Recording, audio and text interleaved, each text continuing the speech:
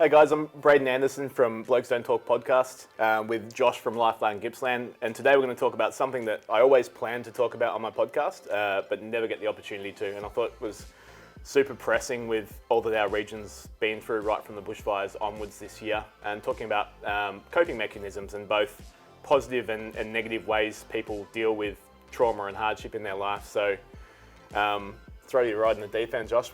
Tell me about some tools you've drawn on in the past that have helped you get through a rough time. I would say for me, mainly just leaning on friends and family. I have a pretty good support network, which I'm pretty fortunate to have. Sometimes I become a bit of a recluse if I'm real stressed, and whether it's read a book or play some video games, watch some sports or whatever.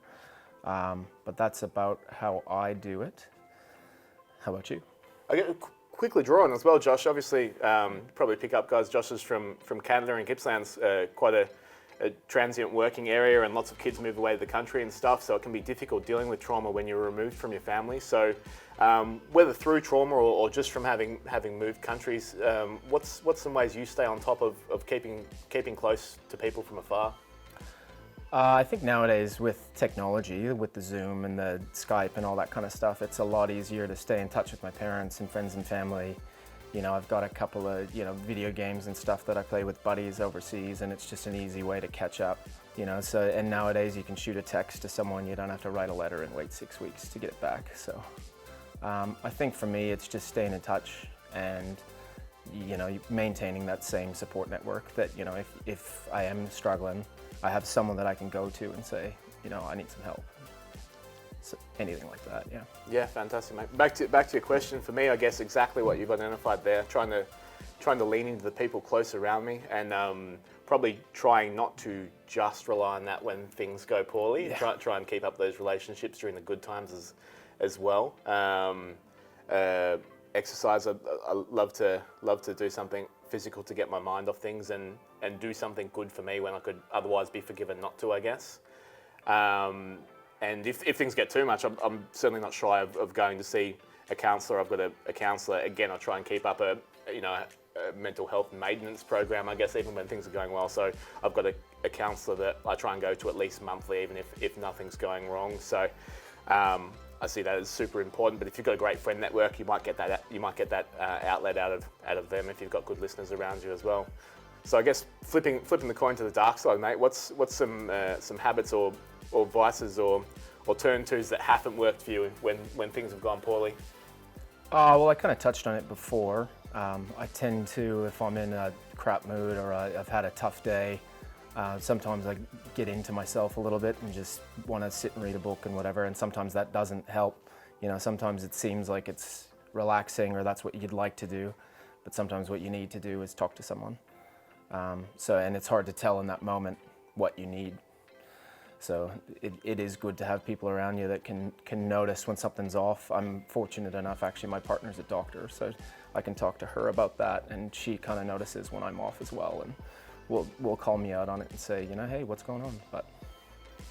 So that's about it. Yeah, and that's a real pivotal one for me as well that you've identified there, mate, 'cause I'm diagnosed with depression, and a lot of people have that perception that depression's about sadness or trauma rather than the withdrawal from the broad aspects of your life that you've mentioned there. So for me, I have to really force myself to actively engage in my broader life so that I've got that balance of the good stuff to go with whatever it is I'm dealing with at the time, rather than just dwelling on that. And that's a big one for me as well as dwelling on the problem, kind of thinking the world's against you.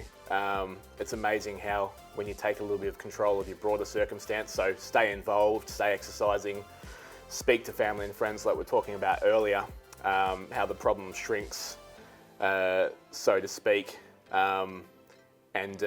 I think that regular interaction with the problem is huge as well. Like I was thinking before, I was kind of hoping you'd say, but it's neither our jam, that hitting the beers or whatever it may be is an issue for you when you're dealing with stuff, and it is for lots of my friends and for some of my family, and it's unhelpful. Like obviously having a beer with a mate to have that conversation is in my opinion harmless and fantastic. But if you're avoiding and numbing, I use the analogy that traveling through life is almost a bit like moving house. You know, if you move house, until you unpack every single box, it's not your home, it's still a house. You know, it's got that feeling of tension. Same thing with us. You're moving through life. If there's trauma that you're avoiding, whenever you get that 5 minutes, 45 minutes to sit still, you're not at peace with yourself, because you've just got those unpacked boxes in there. Yeah, I feel that. Yeah, and I think, you know, people, a very Australian thing to do, might be a Canadian thing to do as well, similar cultures, turning to those substances, particularly alcohol, you're really just delaying actually dealing with whatever it is you've had to confront. Yeah, I agree. Yeah. Well, we'll probably leave it there for now, guys. Hopefully that's some tools and tips that you can turn to